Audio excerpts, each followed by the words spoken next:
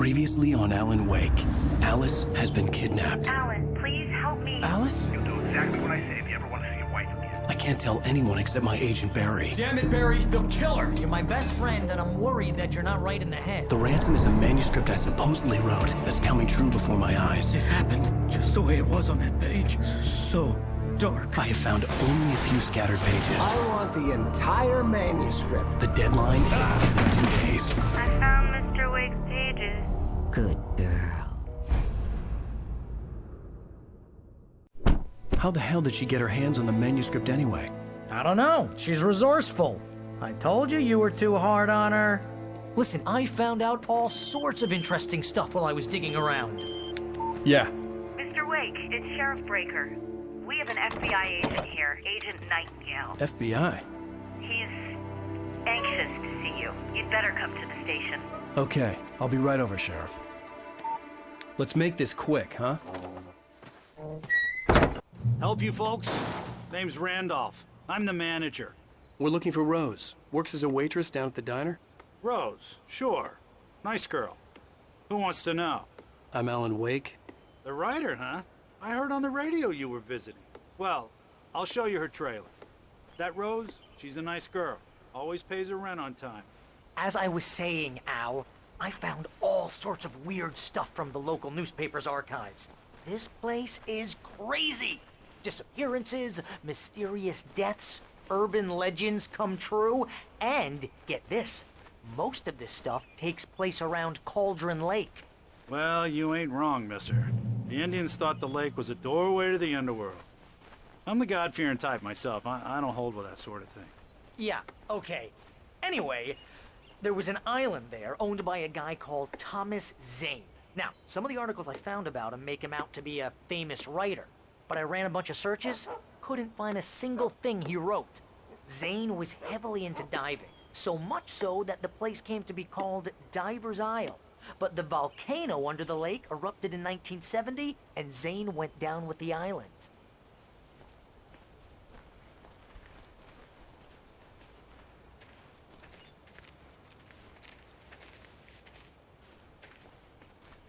Yeah, how about that?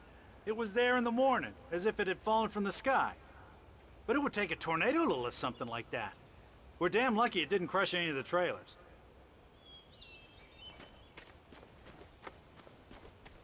Come on, mister. I'll take you to Rose's trailer.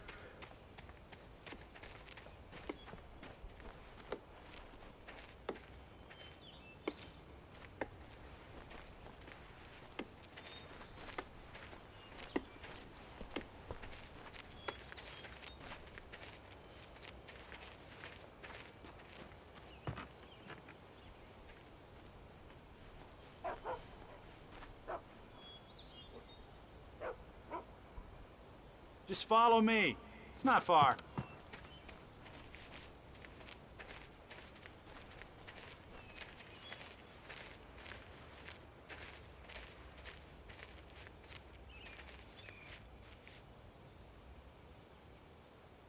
It gets better. A local girl, Barbara Jagger, drowned in Cauldron Lake just a week earlier. They were lovers. Sure, Jagger's a local spook store. The Scratchin' Hag. Comes for you in the dark. Childish stuff like that. Anyway, Al, I'm just getting to the best part. All of the articles about this stuff were written by Cynthia Weaver. I asked around, and she's that crazy bag lady you met. What, the lamp lady? She can be a little loopy, but she's not homeless or anything. Yeah, anyway, she knew both Jagger and Zane before they both died, and she had some kind of a breakdown.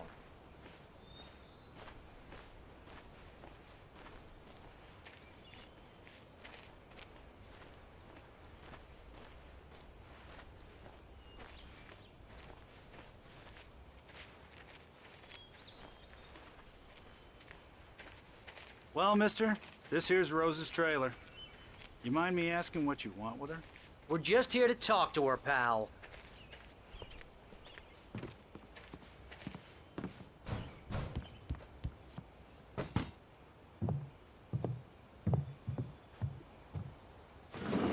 Welcome to... Oh dear. Mr. Wake. I'm I'm so glad you're here. Rose, you have my manuscript? Oh. Oh, yes. Yes. Please, come in. Hey, this is really good. Rose, Yes, my manuscript. I really need it. I understand. I know what you need. A muse to inspire you. Oh, for Barry? She doesn't have anything. Yeah, hey, Al? Al, what's... Oh... Barry! What? What?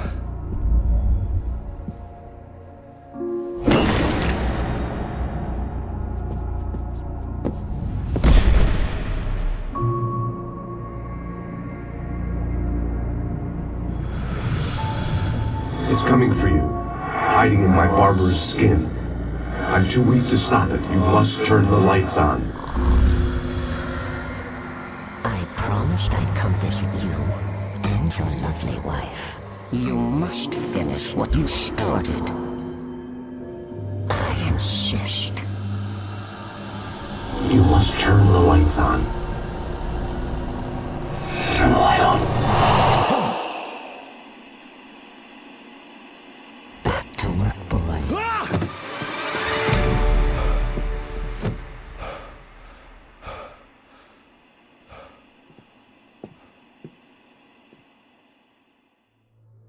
I felt nauseous, hungover. Only anger kept me going. I can't tell reality from dream anymore, but it seems I have an imaginary editor to help me. She's an old woman in a funeral dress. I call her Barbara Jagger. She's very strict. I'm writing faster and faster. My manuscript is being heavily revised. The edits are getting very aggressive, and each day there's less of me and more of her. I hate it, but I know she's right. She promises me I can save Alice this way. She knows more of this than I do. About the complex incantation I'm attempting. About this place. She's worked with another writer under similar circumstances, Thomas Zane. The genre of the story seems to be shifting. It's turning into a horror story. I'm getting close. I can feel it.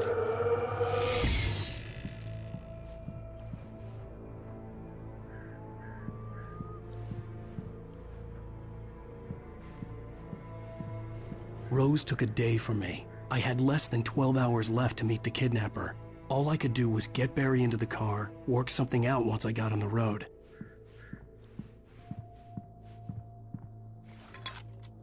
Welcome to the Oh Dear Diner. What can I get you today? Coffee? I couldn't work up much hate for Rose. Something had used her to get to me and left its mark. First refill is free. Milk and sugar on the counter there. Would you like to hear today's specials? Thank you. A nice day. Come back soon. Barry was out of it. He was way too heavy to carry. You're right. I deserve more money. I'm so handsome.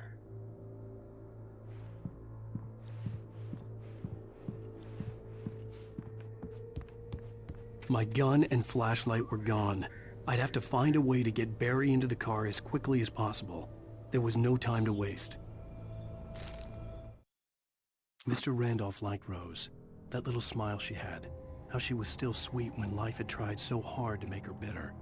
It wasn't any of his business what she did in her trailer. But those strangers, the writer and his smart-ass sidekick, looked like trouble. And they'd been in there for hours, way past her normal bedtime. He reached for the phone and called the sheriff's station.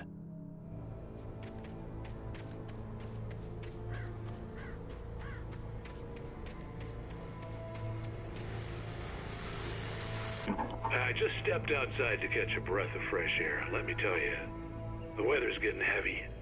Nights like this make me especially glad I'm here talking to you and not home in bed. Once the weather takes a turn like this, I can't sleep at all.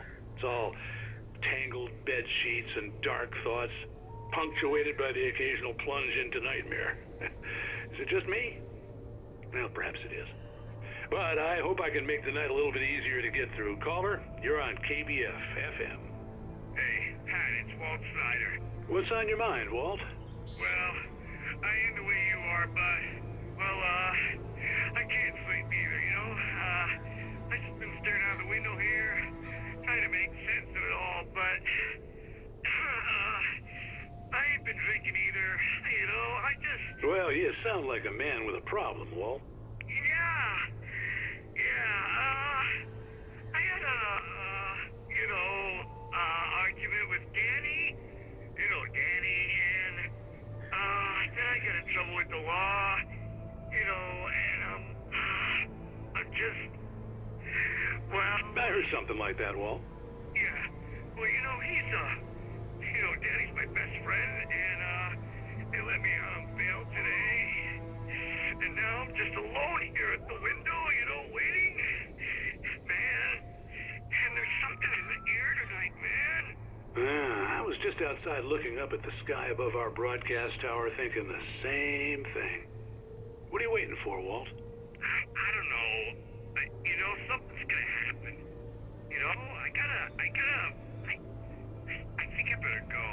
Well, Walt, maybe... No, thanks, Pat.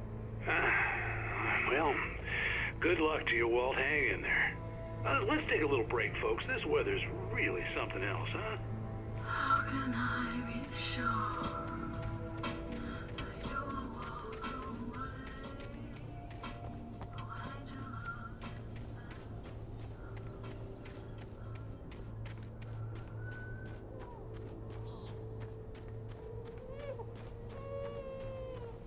Oh, you're gonna get it now.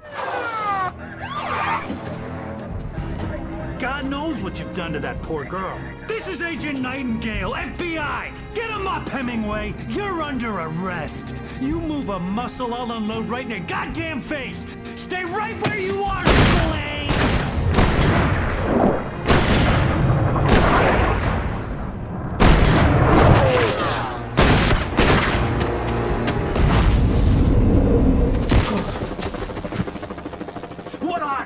I'm standing right here, you goddamn maniac!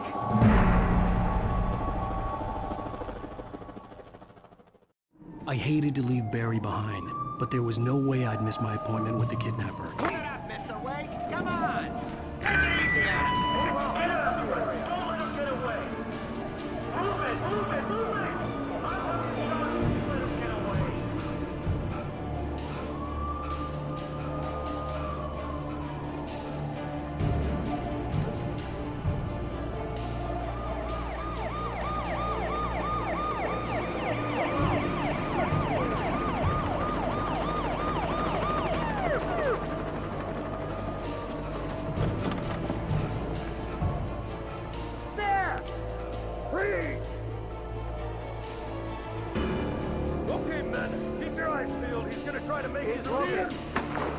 Oh, damn. Fan out! Wait! Wait! Don't move! Out of the way! Keep an eye out! God damn it! Where did he go? Out the way! Keep an eye out!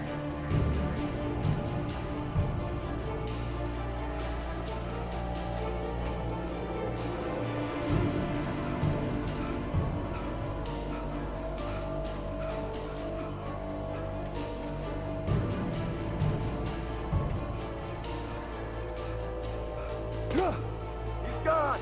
Come on, guys! We need to head him off! For decades, the darkness that wore Barbara Jagger's skin slept fitfully in the dark place that was its home and prison. It was hungry and in pain. It dreamed of its nights of glory when the poet's writing had called it from the depths and given it a brief, terrible taste of power and freedom. The rock stars had stirred it from the deep sleep the poet had sunk it back to in the end. When it sensed the rider on the ferry, it opened its eyes.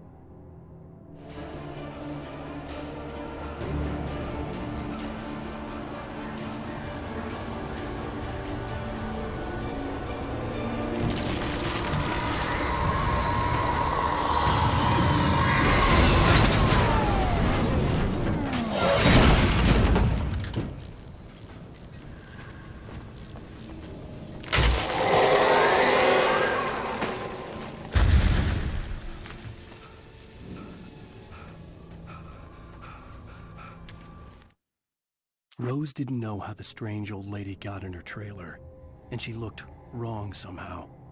The woman showed her teeth in an approximation of a smile and traced a finger down Rose's cheek. "Pretty girl," she said. Rose felt as if she was falling asleep, but her knees didn't buckle. The crone spoke in a whisper, her words ice cold and dark in Rose's ear.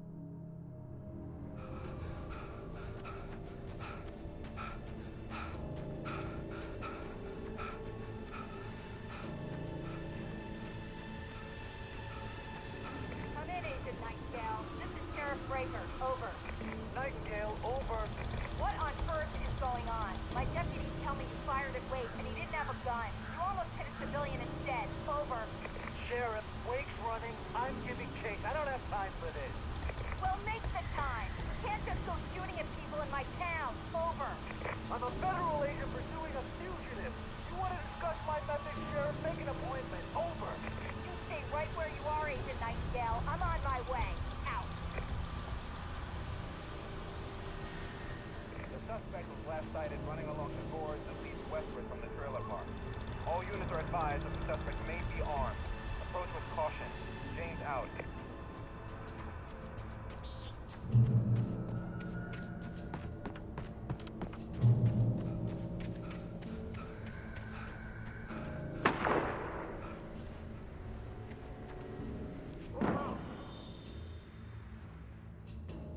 Search the area.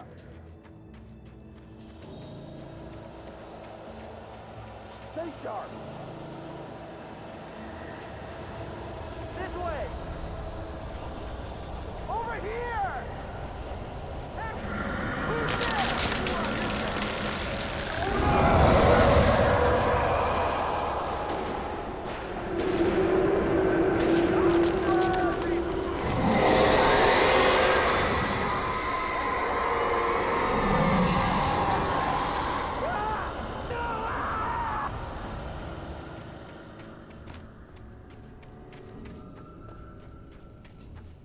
This horror was everywhere I went, circling me. The cops didn't stand a chance. They were after a writer, not a monster.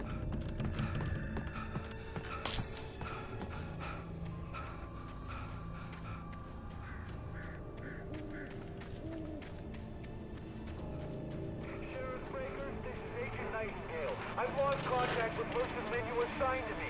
It's Wake's doing. Wait, are you seriously telling me that geek writer just took out my deputies? Are you kidding? I mean, have you seen this guy? He wears a tweed jacket. Over. He's the guy we're chasing. If it's not him, who then? Bigfoot? Over. I don't know yet, but I'm not in the habit of jumping to conclusions. That tends to come back and bite you in the ass. Out.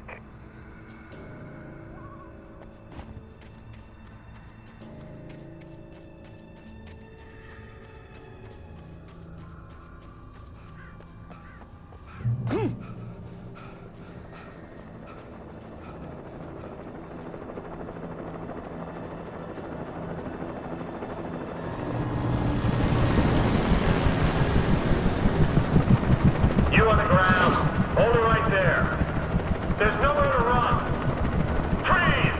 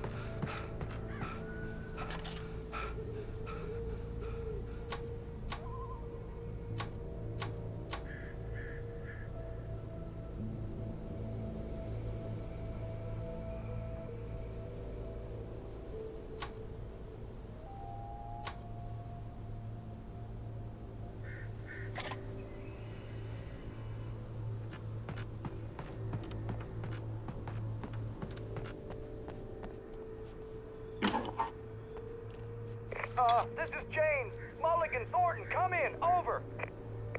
Thornton here. James, we got both Wheeler and Rose in custody. They didn't put up a fight or anything. Why, they were... Hey, Mulligan, what are you doing? Come on! Sit down and give me that. James, Mulligan here. Over. Go ahead, Mulligan. Over. We got Wheeler and Rose here. Wheeler's drunk or hopped up on something. Speaking of which, that Fed had a pretty distinctive whiff of Otis Scotch about him, if you know what I mean. Over. I don't have anything on that, Deputy Mulligan. Over. Well, whatever. Anyway, Rose is just being plain weird here. You better get Doc in to take a look at both of them. Over. Gotcha. You better get them here quickly. The, Fed's gonna want to interview Wheeler. Over. Oh, yeah, I'll bet it does. Looks like they have a lot in common. Mulligan out.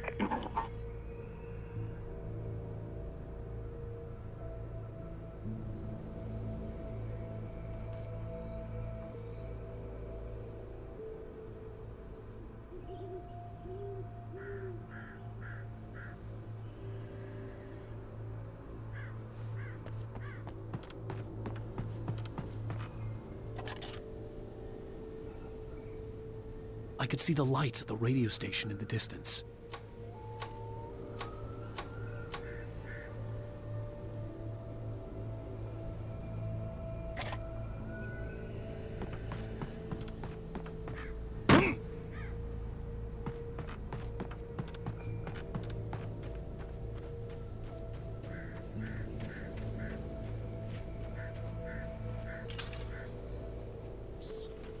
I imagined that the broadcast tower in the distance was part of the local radio station.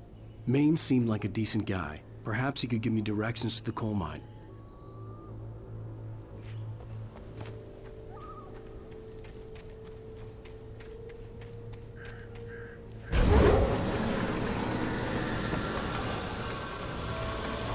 Unnatural shadows clung to the gate. The darkness that was after me was trying to stop me. I wouldn't get through without a light.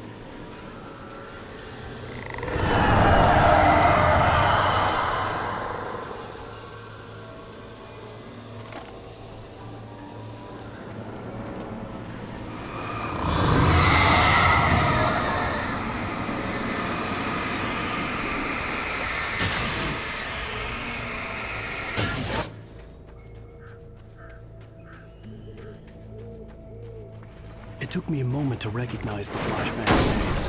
They were an ideal weapon for my situation. Team 1, come in. Over. Team 1, this is Sheriff Breaker. Report. Over. Team 2, come in. I need a report. Over. Come on, guys. Talk to me. Come in, please. Over.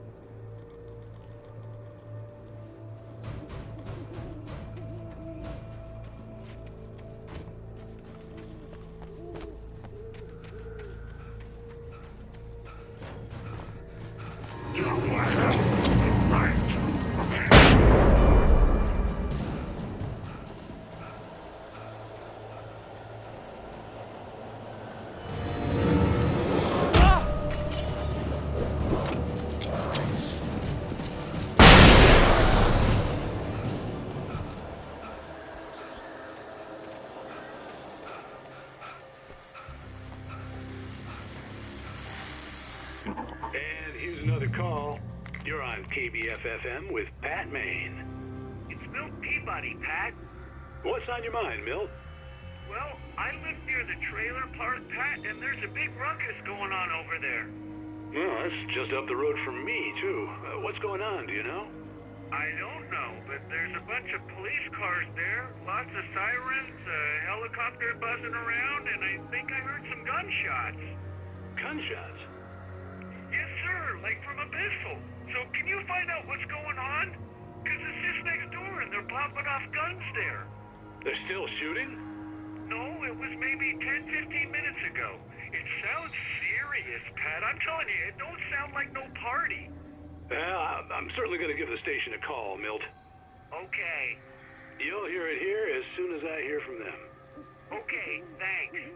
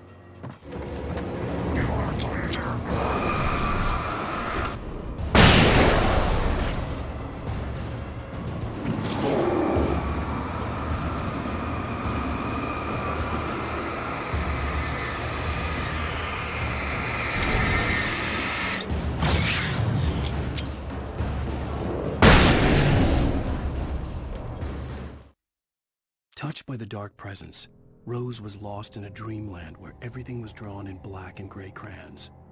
The old lady had promised her that all her wishes would come true. She would be Alan Wake's muse. She was smiling so hard it hurt her face. She crushed a bottle full of sleeping pills into the coffee. Deep down inside, she was screaming in terror.